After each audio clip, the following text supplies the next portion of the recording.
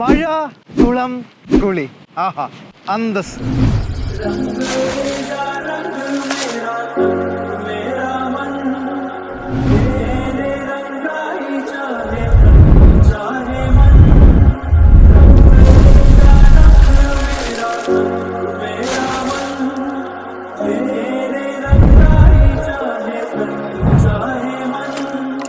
നമ്മളെല്ലാവരും ഇതേപോലെ മഴക്കാലത്ത് കുളത്തിൽ കുളിക്കാൻ ഇറങ്ങുന്നവരാണ്. എന്നാൽ ഇതിന്റെ പിന്നിൽ വലിയൊരു അപായം ഒളിഞ്ഞിരിപ്പുണ്ട്.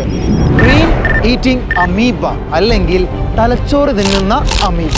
എന്താണ് ഈ ബ്രെയിൻ ഈറ്റിംഗ് അമീബ?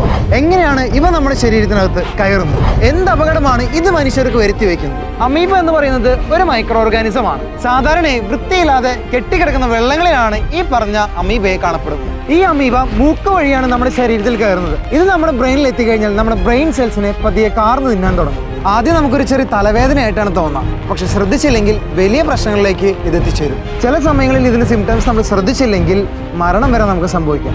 ആളെ വളരെ നിസ്സാരക്കാരനായിട്ട് കരുതണ്ട, വളരെ ഡേഞ്ചറസ് ആയിട്ടുള്ള ഒരു ഇൻഫെക്ഷൻ ആണ് ഇത് വരുത്തി വയ്ക്കുന്നത്. ഇത് വന്നു കഴിഞ്ഞാൽ 97% മരണം ഉറപ്പാണ്. അതുകൊണ്ട് കെട്ടിക്കിടക്കുന്ന വെള്ളങ്ങളിൽ കുളിക്കുമ്പോൾ പരമാവധി സൂക്ഷിക്കുക.